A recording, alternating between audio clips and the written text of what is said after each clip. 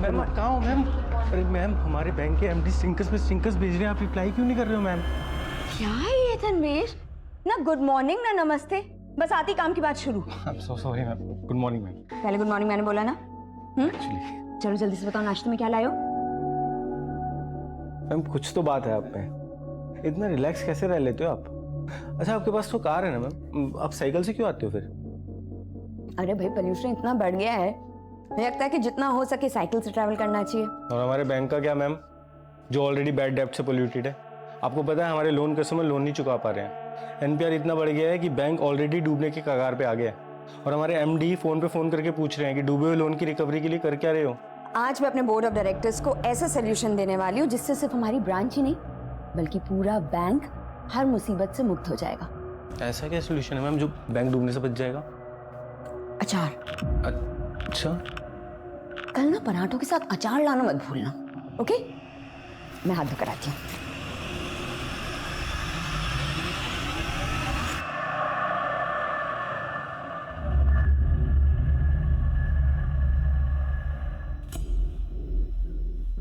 Sir ये मेरी साली है, राजेश्वरी सुडे।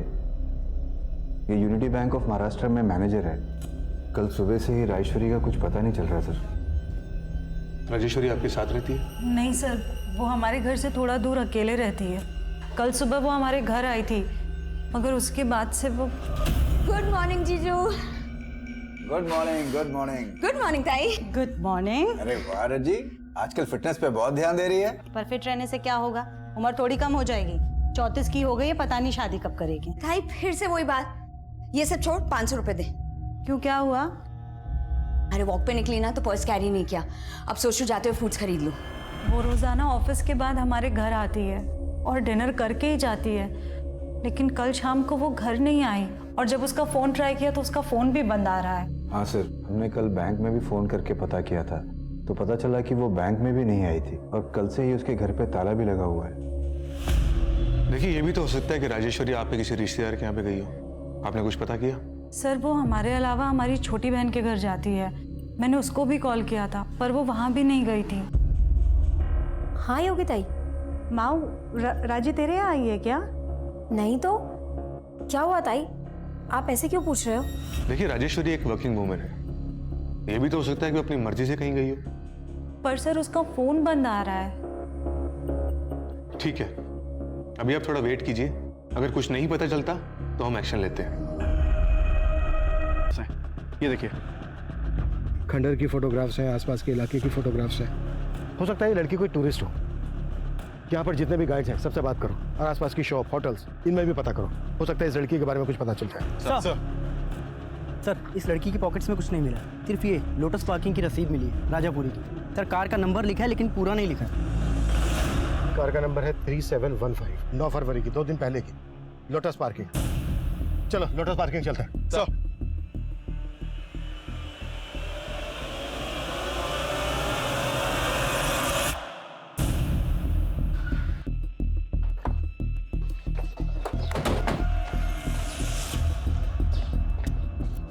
नमस्ते साहब।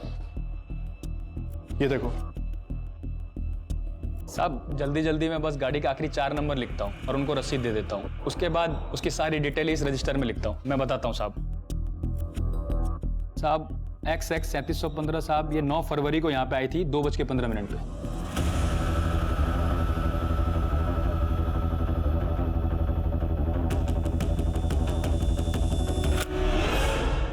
ये तो वही लड़की है जिसकी लाश मिली थी हमें। सर ये गाड़ी कब लेके गई यहाँ से अपनी?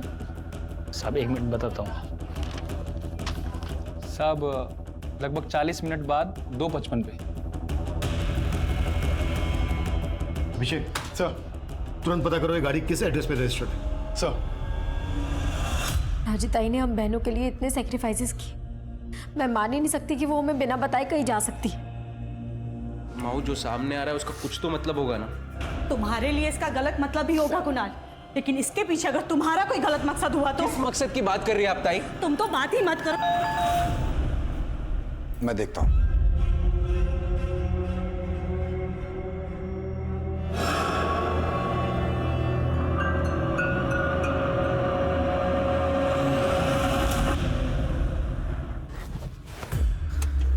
अरे वाह, तू तो बहुत से गाड़ी दौड़ाने लग गई। पर अफसरों की गाड़ियां कब तक दौड़ाएगी? मैं क्रिमिनल्स दौड़ाती हूँ। अफसर की गाड़ी दौड़ाने के लिए पुलिस में भर्ती थोड़ी ना हुई थी। ठीक है मैडम, हम जानते हैं आपको खतरों से खेलने का शौक है, पर मेरे बारे में भी तो कुछ सोचो। तेरे बारे में ही तो सोच रही हूँ, इसीलिए तो तुझे ये टेम्पो लेकर दिया है। अच्छा, अब मुझ पे ध्यान देना बंद कर और कमाई पर ध्यान दे। चल मैं निकलती हूँ। Okay madam.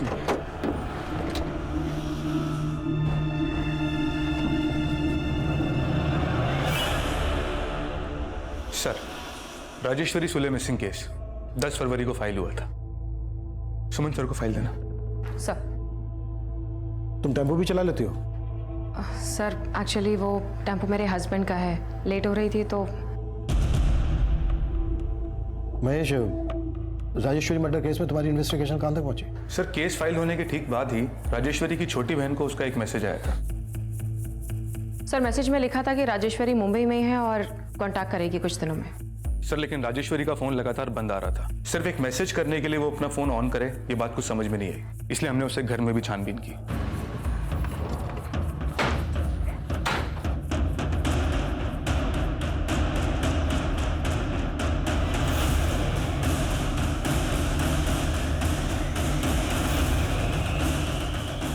लेकिन उसे घर में भी कुछ सस्पिशियस मिला नहीं, और उसे घर के बाहर लगे सीसीटीवी कैमरे की फुटेज देखने के बाद यही लगा कि वो अपनी मर्जी से कहीं गई थी।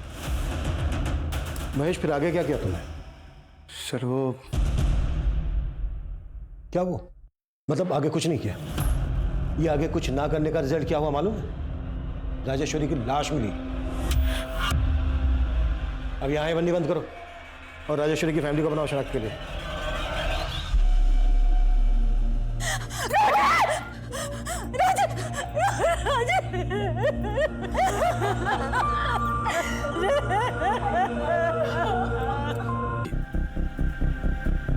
नहीं सर, ऐसी कोई भी टूरिस्ट को हमने नहीं देखा है। मैंने भी नहीं देखा इसको कहीं। सर, राजेश्वरी ताई के फ़ोन से मुझे मैसेज आया था, लेकिन हमने उस मैसेज पे भरोसा नहीं किया। पर यहाँ की लोकल पुलिस ने भी राजेश्वरी ताई को ढूंढने में बिल्कुल कोशिश नहीं की। देखिए, इसके लिए हम बहुत शर्मिंदा हैं। 9 फरवरी की सुबह जब राजेश्वरी घर से निकली, हमने तब की सीसीटीवी फुटेज चेक की और राजापुरी की पार्किंग से जब वो निकली तब की भी फुटेज देखी। राजेश्वरी काफी खुश लग रही थी, ऐसा लग रहा था जैसे किसी से मिलने जा रही हो। राजेश्वरी का कोई अफेयर, कोई बॉयफ्रेंड? नहीं सर, ऐसी कोई बात नहीं थी। अगर ऐसी बात होती तो वो हमें ज़रूर बताती। हम तो खुद उसकी शादी करवाना चाहते थे, लेकिन राजेश्वरी खुद शादी नहीं करना चाहती थी। राजी, तूने माहू की तो शादी करवा दी, अब तू अपनी शादी के बारे में भी तो सोच। तू कब शादी करेगी? राजी ताई को अपने बारे में सोचने की फुर्सत कहाँ है? हमें इनके लिए लड़का ढूंढना पड़ेगा। सही कहा। प्लीज, मुझे ना तुम दोनों की तरह ये घर गृहस्थी के झंझट में बिल्कुल नहीं फंसना। अच्छा जी, तो तुम्हारा कहने का मतलब है कि हमने शादी कर ली और घर गृहस्थी के झंझट में फंस गए? और नहीं तो क्या? अरे काय मस्त दिसतंय तिघी, हा? ट्रेनच्या बोगी सारखा।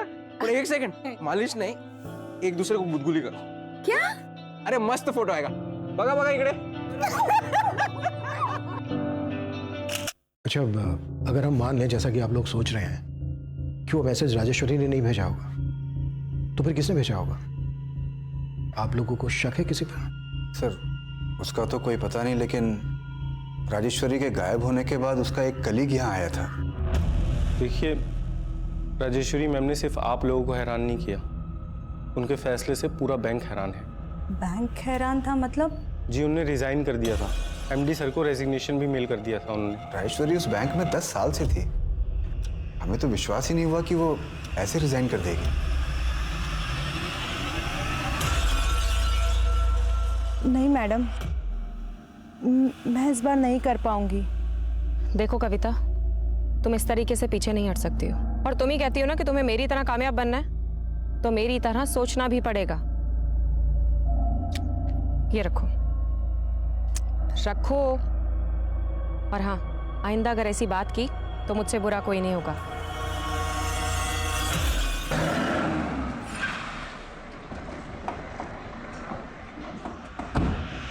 सर, आप गलत समझ रहे हैं सर। राजेश्वरी मैम के गायब होने से पहले ही उन्होंने रिजाइन कर दिया था, 8 फरवरी की शाम को। उस दिन वो ऑफिस में तो थी, खुशी खुशी मुझे सी ऑफ करके गई थी। मैम कल के ब्रेकफास्ट का मेन्यू ना मैं आपको रात को मैसेज कर दूंगा, आप है ना प्रूव कर देना। ठीक है, जो भी है, बस अचार मत भूलना। अचार, राइट, अचार जरूर लेके आऊँगा। तब भी उन्होंने कुछ नहीं बोला सर, और फिर अगले दिन वो ऑफिस ही नहीं आई, और तब मुझे हमारे एमडी ने फ़ोन करके बोला कि उन्होंने रिज़ाइन कर दिया। तो अगर राजेश्वरी ने रिजाइन किया है तो रिजाइन करने की वजह क्या होगी? Work pressure sir. सर हमारे बैंक की हालत बहुत ख़राब है सर, कुल मिला के 118 करोड़ रुपए का लोन है जो हम रिकवर नहीं कर पा रहे, और हमारा एमडी रोज़ फ़ोन करके हमें स्टिंकर्स पे स्टिंकर्स भेजता है सर। तो इन डूबे हुए लोन्स के लिए राजेश्वरी कैसे रिस्पॉन्सिबल होगी? सर अकाउंटेबिलिटी तो ब्रांच मैनेजर की ही होती है, लेकिन मुझे उनके मर्डर के बारे में सुन के ऐसा लग रहा है कि उनके साथ भी चीटिंग हुई है। चीटिंग? कैसी चीटिंग? सर राजेश्वरी मैम के रिज़ाइन से पहले उनका अकाउंट बैंक बिल्कुल खाली हो गया था। जिस अकाउंट में 2 महीने पहले तक 45 लाख रुपए था, अब 45 रुपए भी नहीं है। राजेश्वरी के अकाउंट में 45 लाख रुपए थे? जी सर, 40 लाख रुपए का उन्होंने मॉर्गेज लोन लिया था। सर राजेश्वरी के साथ जो भी हुआ ये हमारे लिए भी बहुत शॉकिंग था सर। शॉकिंग तो ये भी था कि रिजाइन देते ही उसका मर्डर हो गया। आई होप इसके तार आपके मैनेजमेंट से ना जुड़े हो। सर ये महज एक इत्तेफाक है सर। इत्तेफाक तो ये भी है, साल से बैंक में काम कर रही थी, वो अचानक से रिजाइन कर देती है। सर शायद वो मेरी बात से हर्ट हो गई थी, तो मैंने उसे हमारे ब्रांच के लोन डिफॉल्टर्स की रिकवरी के लिए सजेशंस मांगे थे, पर उसने जो भी सजेशंस दिए बहुत बकवास थे। हेलो राजेश्वरी, ये क्या ईमेल्स भेज रही हो तुम? हाँ? एक तो तुम लेट रिप्लाई करती हो, ऊपर से ये फालतू सजेशंस लिखकर भेजती हो मुझे। नहीं सर, मेरा सजेशन फालतू का नहीं है। हम सबको ही अपनी यूनिटी बैंक की इमेज बचानी है सर, इसलिए मुझे लगता है कि हमें अपने बैंक का नाम बदल कर ना स्वराज बैंक रख देना चाहिए। इससे हमारे शेयर होल्डर्स भी बढ़ेंगे और हमारे अकाउंट होल्डर्स भी। What rubbish! बैंक का नाम चेंज करने में कितना खर्चा है इसका अंदाजा भी है तुम्हें? तुम्हारे ये बकवास आइडियाज अपने पास रखो, यू अंडरस्टैंड दैट? और सर फिर उसने अचानक से रेजिग्नेशन मेल कर दिया। मेल में उसने क्या लिखा दिखाएंगे? हाँ सर, उसमें लिखा था कि बैंक उसके सजेशंस नहीं मान रही, इसलिए वो रिजाइन कर रही है। राजेश्वरी के रेजिग्नेशन मेल का कंटेंट उसके एटीट्यूड का एक अनोखा पहलू रख रहा था, लेकिन ये मेल, ये मैसेजेस राजेश्वरी ने ही भेजे हैं, इसकी जांच हो रही थी। और पिछले 2 महीने में राजेश्वरी अपने अकाउंट से 45 लाख रुपए निकाल चुकी थी। और चौंकाने वाली बात यह थी कि जिस घर को गिरवी रखकर राजेश्वरी ने 40 लाख का लोन लिया था, वो घर राजेश्वरी और उसकी बहन दोनों की पैतृक संपत्ति थी। लेकिन मौजूदा वक्त में वो घर राजेश्वरी के नाम था, जो इस केस में जायदाद में विवाद होने का अंदेशा भी दे रहा था। नहीं सर, हम बहनों के बीच में कभी कोई विवाद नहीं था। तो घर अकेले राजेश्वरी के नाम कैसे हुआ? क्योंकि राजेश्वरी ताई ऐसा चाहती थी कि हम वो घर उनके नाम कर दें। ताई देख, मैं जानती हूँ कि इस घर पे तुम दोनों का बराबर का हिस्सा है, पर अभी ना मैं तुम दोनों को 5-5 लाख रुपए दे रही हूँ। थोड़ा टाइम दो ताई, बाकी के पैसे भी दे दूंगी। बात पैसों की नहीं है राजी, लेकिन तुझे अचानक से घर अपने नाम क्यों चाहिए? वो कोई वजह है ताई, मैं अभी नहीं बता सकती। माझ्यावर विश्वास ठेवा। सर राजेश्वरी ताई ने बहुत कुछ किया हम बहनों के लिए। योगी ताई की शादी के बाद बाबा गुजर गए थे, उनकी शादी का बहुत कर्जा था, लेकिन राजेश्वरी ताई ने दिन रात एक करके वो सारा कर्जा चुकाया था। बचपन से ही मेरी छोटी बहन महेश्वरी का पैर खराब था, इसलिए खुद मजली राजेश्वरी ने शादी ना करके पहले महेश्वरी की शादी करवाई। उनकी बहुत एहसान है हम बहनों पर, इसलिए बिना कोई सवाल किए हमने वो घर उनके नाम कर दिया था। और सर बदले में राजेश्वरी हमको 5-5 लाख रुपए दे रही थी, लेकिन हमने उससे वो भी नहीं लिए। उसने घर अपने नाम करवाते 40 लाख रुपए का मॉर्गेज लोन लिया था। ऐसी क्या जरूरत आ गई थी जो अचानक से घर गिरवी रख दिया उसने? सर उसने घर गिरवी रखा था ये हमको नहीं पता है, और ऐसी तो कोई ज़रूरत नहीं थी राजेश्वरी को। सर हमें बिल्कुल भी अंदाज़ा नहीं है कि राजेश्वरी ताई ने घर गिरवी रखकर 40 लाख रुपए का लोन लिया होगा। पर सच है, पता किया हमने, और राजेश्वरी ने अपने बैंक से तुम्हारे पति को 2 करोड़ का लोन दिलवाया था, और पिछले 6 महीने से उस लोन की एक भी EMI नहीं भरी है तुमने। सर वो मेरा बिजनेस घाटे में जा रहा है, मगर इसका ये मतलब नहीं है कि मैं लोन रिपे नहीं करूंगा। सर कुणाल की तो नियत ही नहीं थी लोन चुकाने की, इसी बात पे राजेश्वरी थोड़ा उससे अपसेट रहती थी। सर तुम्हें अंदाजा भी है कि तुम्हारी वजह से मेरी इमेज कितनी खराब हो रही है बैंक में? कोशिश कर रहा हूँ ना। कोई कोशिश नहीं कर रहे हो तुम। देखो मैं बोल रही हूँ, अगर तुमने लोन पे नहीं किया ना तो बहुत स्ट्रॉन्ग केस बनाऊंगी तुम्हारे खिलाफ। और सर उस दिन के बाद से राजेश्वरी ने कुणाल से बात करना भी बंद कर दिया था। सर आप बेकार शक कर रहे हैं। इन सारी बातों का राजेश्वरी के मर्डर से कोई लेना देना नहीं है। सर क्या हुआ संतोष? सुमन कहाँ है सर? सुमन तो अभी तक नहीं आई जॉब पे। सर क्या बात कर रहे हैं? वो कल रात से नाइट ड्यूटी से घर नहीं पहुंची है। कल कोई नाइट ड्यूटी नहीं थी सुमन की, और रात को 10 बजे चली गई थी।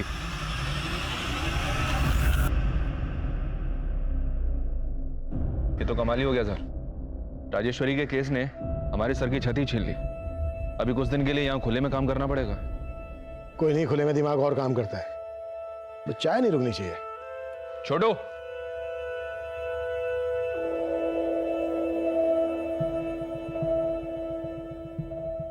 ₹40 लाख के लिए अपना मकान गिरवे रखना और गायब होने से पहले अपना बैंक अकाउंट खाली कर देना।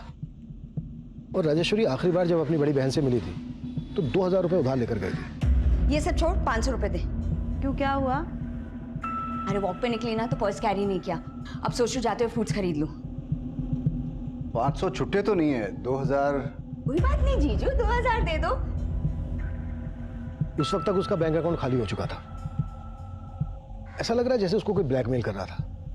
धीरे धीरे उसको कंगाल किया और उसके बाद रेप करके उसका मर्डर करके फेंक दिया उसको। और क्राइम ऐसी जगह पर गया कि जैसे लगे कि किन्हीं रैंडम ऑफेंडर्स का काम है। लेकिन सर राजेश्वरी के कॉल रिकॉर्ड्स में कुछ भी शक करने जैसा मिल नहीं रहा है।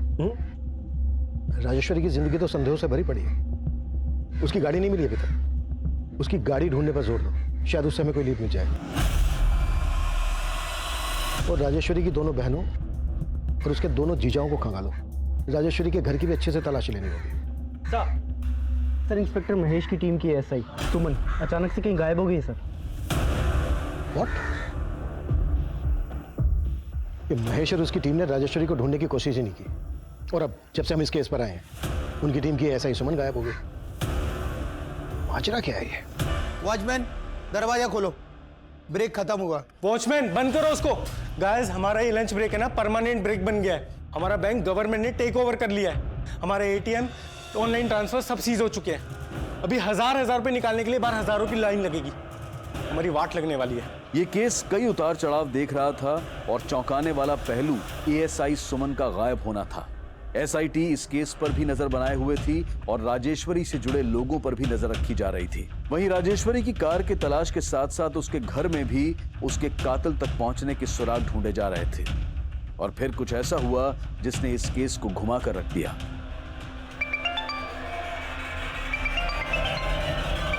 हाँ बोलो।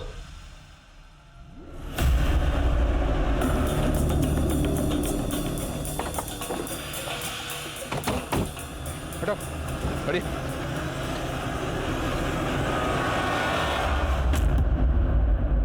राजेश्वरी की कार में एएसआई सुमन की लाश। लगता है सुमन के साथ भी ब्रूटल रेप किया गया। राजेश्वरी को रेप करके पेड़ से। सुमन को गायब करने के पीछे इंस्पेक्टर महेश सुमन के पति पे शक जता रहा था। सर सुमन ने संतोष से दूसरी शादी की थी क्योंकि संतोष सुमन का देवर है।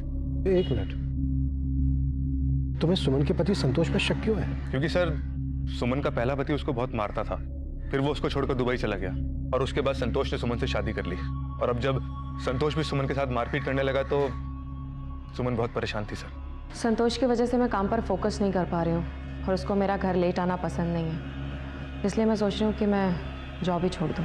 सर मैंने उसके पति से बात करके उसको काफ़ी समझाने की भी कोशिश की थी, लेकिन अब जब सुमन की लाश मिली है तो मुझे पूरा यकीन है कि संतोष ने सुमन का कत्ल किया।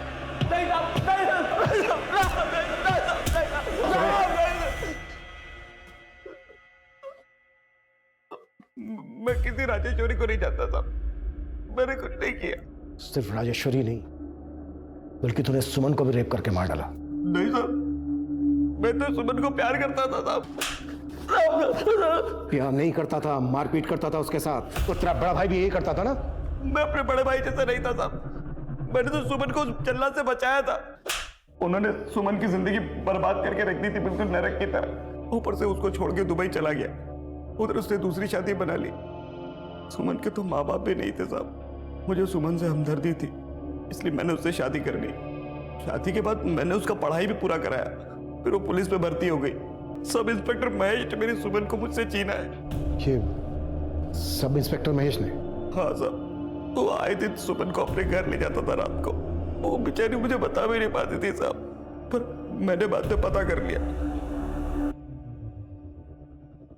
कहाँ थी तू? कहाँ थी मतलब? जॉब से आ रही हूँ। अच्छा, झूठ बोल रही मुझसे? हाँ, मैंने तुझे उस सब इंस्पेक्टर के साथ जाते हुए देख लिया था। तेरा चक्कर चल रहा ना उसके साथ। तुम गलत समझ रहे हो संतोष। अच्छा, तो क्या काम था इतनी रात को वहां पर? हाँ, क्या बताऊं संतोष, वो कमीना मेरे साथ जबरदस्ती कहता है कि उसकी बात नहीं मानूंगी तो सस्पेंड कर देगा मुझे। मेरा काम छूट गया था साहब।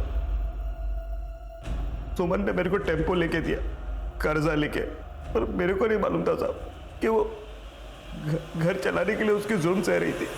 देखिए सर, मैं मानता हूँ कि सुमन और मैं एक कलीग से कुछ ज्यादा ही थे। दरअसल बात यह है कि सुमन अपने पति से काफी तंग आ गई थी और यही कारण है कि हम दोनों करीब आ गए थे। संतोष को हम पर शक होने लग गया है। तुम संतोष से इतना घबराते क्यों? डिवोर्स दे दो ना उसको। सर, सुमन मेरे साथ रिलेशन भी बना रही थी और अपने पति को भी नहीं छोड़ रही थी। इसलिए तुमने उसको? नहीं सर, मैंने ऐसा कुछ नहीं किया। जरा आप खुद सोचिए ना, अगर मैंने ऐसा कुछ किया होता तो मैं सुमन की बॉडी को राजेश्वरी की गाड़ी में डंप क्यों करता? मुझे फंसाया जा रहा है सर, मैं बेकसूर हूं और यही सच है। वाह, क्या बात है। मेरी और राजेश्वरी की अनबन को बढ़ा चढ़ाकर आप लोगों ने मुझे अंदर करवाने की पूरी कोशिश कर डाली थी। तू अपनी बीवी का मुंह बंद करवा सकता है, लेकिन हम क्यों चुप रहते? जो सच था बोल दिया। आप लोगों ने अखबार नहीं पढ़ा? राजेश्वरी की गाड़ी में एक पुलिस वाली की हत्या हुई है। अच्छा, मतलब उसके साथ भी तेरा चक्कर था? क्या बकवास कर रहे हो दादा? मैं अच्छी तरह समझता हूँ तुम क्या खेल खेल रहे हो। मुझे अंदर करवा के मेरी बीवी को बहका दोगे और वो पुश्तैनी घर खुद हत्या लोगे। अभी निकल यहाँ से, बहुत हो गया तेरा। चल निकल यहाँ से। फोन स्विच ऑफ है और ये नंबर राजापुरी के एड्रेस पर रजिस्टर्ड है। राजापुरी? मर्डर वाले दिन राजेश्वरी को राजापुरी की पार्किंग में देखा गया था उसकी कार के साथ। मुझे इस कविता की सारी इंफॉर्मेशन चाहिए। सर, राजेश्वरी के छोटे जीजा कुणाल का इस यूसुफ के साथ कनेक्शन मिला है। यूसुफ शेख? ये तो बैटिंग माफिया है ना? जी सर। पर ये तो काफी दिनों से अंडरग्राउंड था। एक और बात सर, पता चला है कि कुणाल राजेश्वरी को पहले से जानता था। कॉलेज में दोनों साथ ही पढ़ते थे।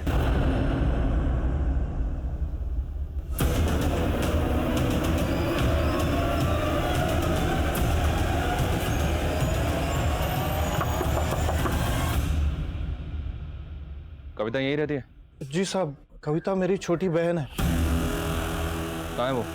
साहब मुझे नहीं पता, मैं खुद परेशान हूं उसके लिए। उसका फोन भी बंद आ रहा है साहब। अभी मेरी बात ध्यान से सुनो। एएसआई लेडी सुमन का मर्डर हो गया और कविता सुमन को कॉल करती थी। अगर हमसे कुछ भी छुपाया ना तो साहब मैं कुछ नहीं छुपाऊंगा, बल्कि मैं ये भी बता देता हूं जो कविता ने मुझे किसी को कहने मना किया था। क्या कहने से मना किया था? साहब वो कविता सुमन मैडम की खबरी है। क्या? कविता सुमन की खबरी? जी साहब, एक बार कविता ने किसी चोर को एक औरत की चेन खींच के भागते हुए देखा था। कविता ने उसे पकड़ लिया। उसी दौरान सुमन मैडम की और कविता की मुलाकात हुई। बहुत बहादुरी का काम किया तुमने कविता। क्या करती हो? मैडम जी मैं काम ढूंढ रही हूँ, लेकिन पढ़ाई लिखाई कम होने के कारण मुझे कहीं पर काम ही नहीं मिलता है। मेरे लिए काम करोगी? और तभी से कविता को सुमन मैडम ने अपनी खबरी बना लिया। ना सिर्फ खबरी, कविता की ओपन कॉलेज में एडमिशन भी करवाई सुमन मैडम ने। सर, राजेश्वरी कॉलेज में मेरी सीनियर थी और मैं छोटे मोटे जॉब्स करने के बाद अपना बिजनेस करना चाहता था। बिजनेस लोन के लिए मैंने उसकी हेल्प लेनी चाहिए। कुणाल, तुम्हारा क्रेडिट स्कोर बहुत खराब है। कोई भी बैंक तुम्हें बिजनेस लोन नहीं दे सकता। इसीलिए तो मैं आपके पास आया हूँ। प्लीज़ मेरी हेल्प कर दीजिए। ठीक है, चलो आई विल ट्राई समथिंग। पर अगर इसके बदले में मैं तुमसे कुछ मांगूं तो तुम मुझे दोगे? अरे आप बोल के तो देखिए, मैं आपके लिए कुछ भी करने को तैयार। कुणाल, मैं तुम्हें बहुत सालों से जानती हूँ। आई नो तुम एक बहुत ही सरल और अच्छे लड़के हो। अच्छा, मैंने सुना है कि तुम अपनी शादी के लिए लड़की ढूंढ रहे हो। हाँ, पर दैट्स ग्रेट। मैं भी अपनी बहन महेश्वरी के लिए तुम्हारे जैसा लड़का ढूंढ रही हूँ। क्या तुम मुझसे शादी करोगे? और ये लोन तुम मुझ पर छोड़ दो, आई हैंडल इट। लेकिन उसने मेरी मजबूरी का फायदा उठाकर अपनी अपाहिज बहन से मेरी शादी करवाई, ऊपर से पैसे ना लौटाने की वजह से वो मुझे उल्टा सीधा सुनाती थी। इसलिए उससे पीछा छुड़ाने के लिए तूने यूसुफ शेख की मदद ली। अब ये तो बिल्कुल मत कहना कि तू यूसुफ को जानता नहीं है। सर, मैं बेटिंग पे पैसे लगाता था, इसलिए मेरी यूसुफ शेख के साथ बोलचाल थी। मैं क्या सर, राजेश्वरी भी यूसुफ शेख को जानती थी। राजेश्वरी यूसुफ को जानती थी? जी सर। सर, राजेश्वरी भी बेटिंग पे पैसे लगाती थी। तेरे कहने का मतलब ये है कि राजेश्वरी को यूसुफ ने? राजेश्वरी ने अपना घर गिरवी रख के 40 लाख का लोन उठाया था। पक्का उसको यूसुफ को कोई मोटी रकम देनी थी, जिसका यूसुफ ने राजेश्वरी से बदला लिया। पुलिस तुरंत यूसुफ की तलाश में जुट गई, लेकिन एएसआई सुमन की खबरी कविता के गायब होने की पहेली इस केस को उलझा रही थी। पुलिस को कविता की कोई लीड नहीं मिल रही थी, लेकिन उनके खबरी नेटवर्क ने यूसुफ को ढूंढ निकाला। साहब, अपना तो बैटिंग का धंधा है साहब, और उसमें वो डराना धमकाना तो चलता ही रहता है साहब। मगर साहब यकीन मानिए, मैंने मर्डर किसी का नहीं करवाया। तो राजेश्वरी को धमकाकर कितना पैसा लूटा तूने उससे? क्या बात कर रहे हो साहब, वो तो जीत रही थी साहब, और उसने मुझे नहीं बल्कि मैंने उसको पैसा देना था। तो तूने राजेश्वरी के पैसे ना देकर उल्टा उसी का हिसाब चुकता कर दिया? सर, मैंने कुछ नहीं किया है सर। हाँ, मैं मानता हूँ साहब कि उसका लक मेरा पूरा बैलेंस बिगाड़ रहा था साहब। उसके सितारे बहुत सॉलिड काम कर रहे थे, और सर आप जानते हैं पिछले कुछ टाइम से वो बड़े अटपटे से नंबर पे पैसा लगा रही थी साहब। नहीं, कहा ना 1,23,373 ही लगाना है। मेरा लक चलेगा इस रकम के नंबर से। साहब, वो मुझसे 10-10 गुना ज्यादा पैसा बना रही थी, और साहब सच बोल रहा हूँ, मुझे भनक भी नहीं है कि वो उसके पैसे पर कौन नजर गड़ा के बैठा था। सर, अगर यूसुफ की बात सही है तो इस लकी नंबर का कनेक्शन न्यूमरोलॉजी से हो सकता है। इस बात को एक बार और कंफर्म करते हैं सर। राजेश्वरी 2 महीने पहले तक अपने नाम की स्पेलिंग में W की जगह V इस्तेमाल कर रही थी। उसने अपने बैंक अकाउंट में भी ये करेक्शन की थी। तो यूनिटी बैंक का नाम बदलकर स्वराज बैंक रखने का सजेशन उसका न्यूमरोलॉजी से जुड़ा था?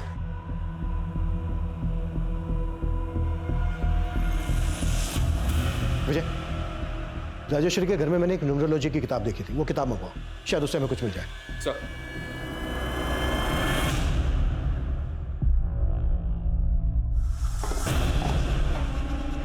अगं काय केलं सोय?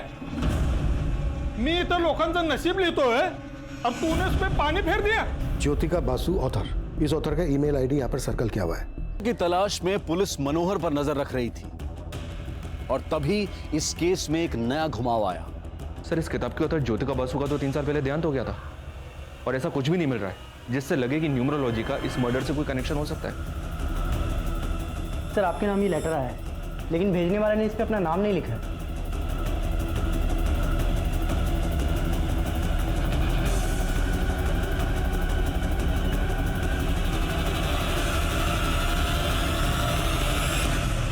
चौंकिए मत, मैं ज्योतिका बसु, राजेश्वरी, सुमन और मुरली की पुंगी मैंने ही बजाई, और 3 मार्च को आपके मुरुड में एक और शहनाई बजाने वाली हूँ। रोक सको तो रोक लो।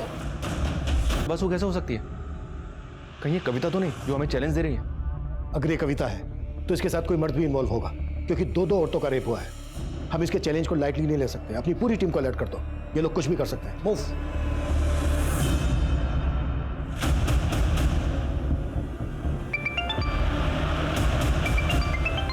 हेलो,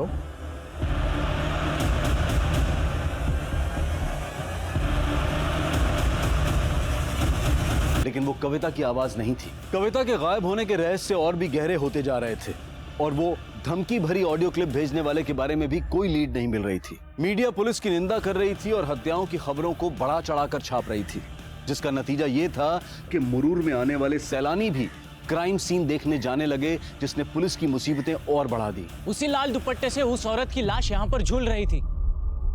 पुलिस को भी कुछ पता नहीं चला। चल रहा है? हाँ, लेकिन जब चल रही थे? आओ काय नहीं साहब, टूरिस्ट लोग का जरा ये लोकेशन जगह दिखने का था ना। तू कुछ भी बोल के इनको घुमाएगा? हाँ, ज्यादा शाड़ा बन रहा है। देख, तेरा लाइसेंस कैंसिल करवा दूंगा मैं। अहो ऐका ना साहेब, मी काय म्हणतो, चल ए, उसको ले आप लोग भी चलिए। अब इस मर्डर की कहानी ना पुलिस स्टेशन में बताना, समझा? चल। काय साहब, हम लोग किधर कुछ बोलते हो तो अखबार में छप के आता है। ये टूरिस्ट लोग इधर आने का जिद करता है, इसके लिए करना, पेट के लिए करना पड़ता है साहब। साहब जाने दीजिए ना साहब, आगे से ऐसी गलती नहीं होगी साहब, जाने दीजिए। हो साहेब, सोडून द्या। बघा आता सोडतोय, नेक्स्ट टाइम नाही चालणार। हो चल। हाँ बोलो।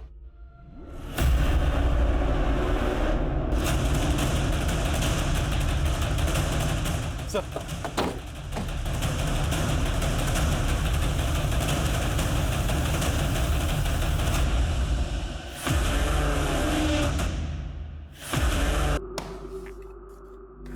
कुछ जांचने परखने के बाद ही हम इस नतीजे पर पहुंचे हैं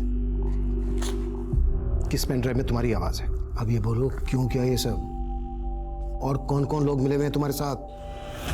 कुसुम जैसी अबला को नहीं मारता मैं साहब, उसकी तो मजबूरी ही मेरा मजा थी। ये राजेश्वरी कैसे मिली तुझे? साहब उसके बैंक में मिली थी। हेलो, हाय, मैं आपका कस्टमर बैंक का, याद है आपको आपके अकाउंट खुलवाया था? हाँ? अरे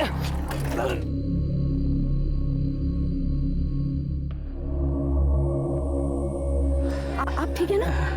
थैंक यू। हंसी तो फंसी, और साहब ऐसी फंसी ना कि मेरी हर बात मानने लगी। और उसे ना साहब मेरी न्यूमरोलॉजी बहुत पसंद थी, बड़ी इम्प्रेस थी वो। और ये ज्ञान मैंने सीखा था कुसुम के पति से, और इसी विद्या से मैंने राजेश्वरी की किस्मत एकदम सेट कर दी। खेमू, तुम्हारी प्रेडिक्शन एकदम एक्यूरेट निकली। मैं सट्टे में 7 लाख रुपए जीती हूँ। बहुत बढ़िया, बहुत बढ़िया। लेकिन मेरी बात मानो, अगर लाइफ में कुछ बहुत अच्छा करना है ना तो कुछ चेंजेस करने पड़ेंगे। ये जो तुम्हारे घर का हाउस नंबर है ना, मुझे ऐसा लगता है तुम्हारे लिए लकी नहीं है। मेरी बात मानो, ये घर बेच दो। मेरी हर बात मानने लगी थी वो, लेकिन साहब इस मंदी में उसका घर बिक नहीं रहा था, तो मेरे कहने पर उसने अपना पुश्तैनी घर अपने नाम पे करवा लिया और उसमें 40 लाख का मॉर्गेज लोन लिया साहब। वो ये चाहती थी कि वो उस पैसे से फ्लैट खरीदे, लेकिन मैं तो फ्लैट खरीदवाना नहीं चाहता था, मैं तो उस पैसे को उड़ाना चाहता था ना साहब। इसीलिए मैंने उसके दिमाग में भरा कि वो जिस बैंक में काम करती है ना, अगर उस बैंक का नाम बदलवा के काम करेगी ना तो बहुत फायदा होगा। और तेरे कहते ही राजेश्वरी ने रिजाइन कर दिया, और फिर तूने राजेश्वरी को सारे पैसों के साथ मुरुड़ के उस खंडर में बुला लिया। तो सबको दिखा रही है, मुझे भी दिखाया। मैं अलर्ट हो गया, मैंने उसका पीछा किया और मौका मिलते ही खोपचे में ले लिया। कविता का कॉल पाते ही सुमन राजेश्वरी की कार के पास आ गई, और जब उसे कविता नहीं मिली तो उसने कविता को फोन किया, और तब मैं वहां पहुंच गया। हेलो मैडम, आपकी कविता तो अब रही नहीं।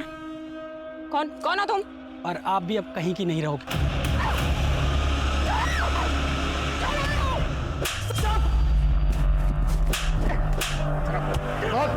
क्यों मारा इतनी औरतों को? साहब मुझे कामकाजी औरतें बिल्कुल पसंद ही नहीं है। मेरी औरत वो भी जॉब करती थी साहब, और मुझे घमंड दिखाती थी। मैं ठहरा निकम्मा साहब। सबसे पहले मैंने उसका ही घमंड किया, उसको मार के गायब कर दिया, और फिर उसके बाद अंजलि, पुष्पा, मंजू, जाने कितनी आई साहब, सबको मार दिया मैंने। तो अपने इशारे पे नचाया। चौंकिए मत, मैं ज्योतिका बसु, राजेश्वरी, सुमन और मुरली की पुंगी मैंने ही बजाई। फिर वो पेन ड्राइव आप लोगों को पोस्ट कर दी, और आप लोग लगे पेन ड्राइव की गुत्थी सुलझाने, और इधर मैं कामकाजी औरतों को एक एक करके मारता गया।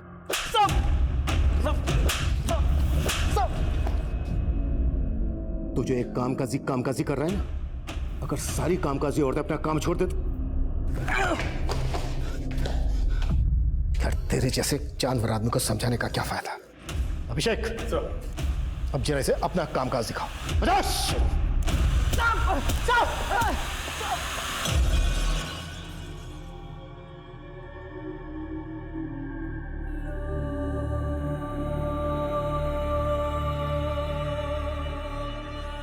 औरतों को लेकर खेमू की मानसिकता आज भी हमारे पुरुष प्रधान समाज की वास्तविकता है। खेमू एक ऐसा सिरफिरा था जो अपनी बीवी समेत 15 औरतों का शोषण करके उन्हें मौत के घाट उतार चुका था। खेमू की गिरफ्तारी से हत्या और रेप के कई अनसुलझे केस सुलझ गए जो काफी अरसे से बैकलॉग में थे। कोरोना वायरस से बचाव के लिए सरकार और प्रशासन ने कई कदम उठाए हैं। ये जरूरी है कि हम उनके द्वारा दिए गए निर्देशों का सही तरह से पालन करें, अफवाहों पर विश्वास न करें, डर का माहौल न बनने दें। हमें पूरा विश्वास है कि हम सब एक साथ मिलकर इस आपदा को जड़ से मिटाने में सफल होंगे। अब मैं अनूप सोनी आपसे विदा लेता हूं। फिर मुलाकात होगी क्राइम पेट्रोल सतर्क के ब्लैक हेडलाइंस अध्याय में एक और नए केस के साथ। और याद रखें, क्राइम और आपके बीच में सिर्फ इतना फर्क है कि आप कितने सतर्क हैं। सतर्क रहें, सुरक्षित रहें। जय हिंद।